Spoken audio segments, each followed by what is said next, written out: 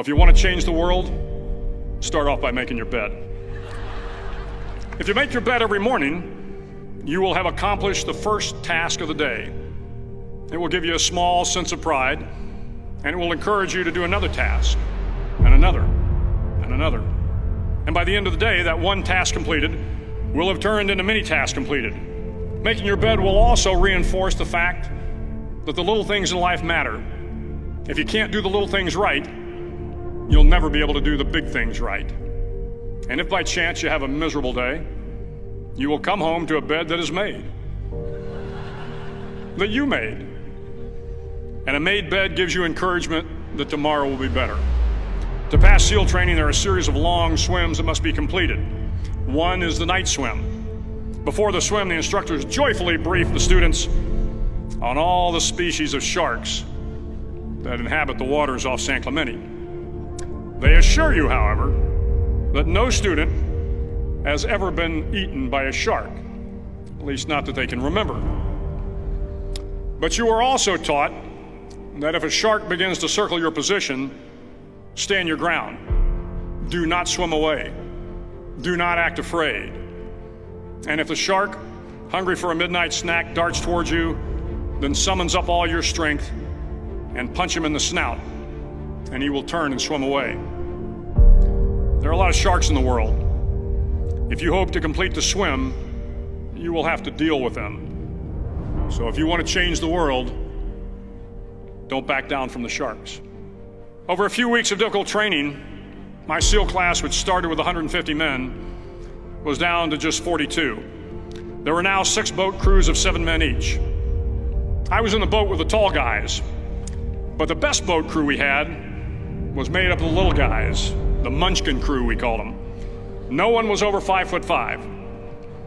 The Munchkin boat crew had 1 American Indian, 1 African American, 1 Polish American, 1 Greek American, 1 Italian American, and 2 tough kids from the Midwest.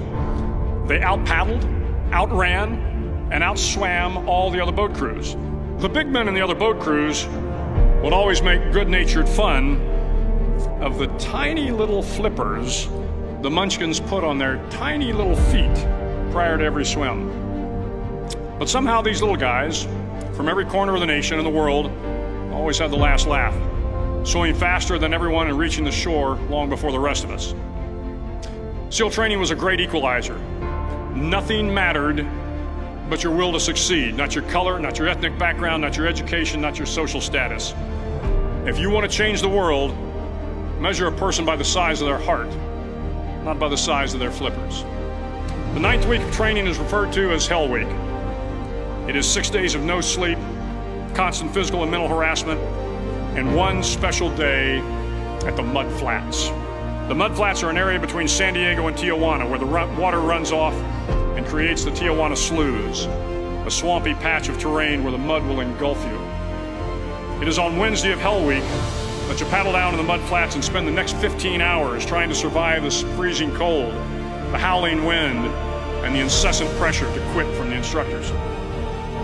As the sun began to set that Wednesday evening, my training class, having committed some egregious infraction to rules, was ordered into the mud. The mud consumed each man till there was nothing visible but our heads. The instructors told us we could leave the mud if only 5 men would quit. Only 5 men, just 5 men, and we could get out of the oppressive cold. Looking around the mud flat, it was apparent that some students were about to give up. It was still over 8 hours till the sun came up. 8 more hours of bone-chilling cold. The chattering teeth and the shivering moans of the trainees were so loud, it was hard to hear anything. And then one voice began to echo through the night. One voice raised in song. The song was terribly out of tune, but sung with great enthusiasm.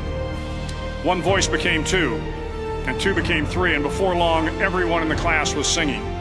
The instructors threatened us with more time in the mud if we kept up the singing, but the singing persisted, and somehow the mud seemed a little warmer, and the wind a little tamer, and the dawn not so far away.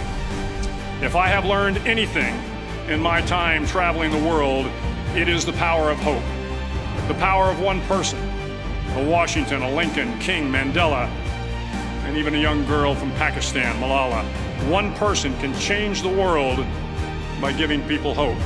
So if you want to change the world, start each day with a task completed. Find someone to help you through life. Respect everyone. Know that life is not fair and that you will fail often.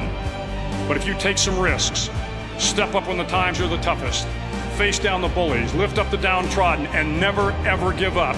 If you do these things, the next generation and the generations that follow will live in a world far better than the one we have today. And what started here will indeed have changed the world for the better.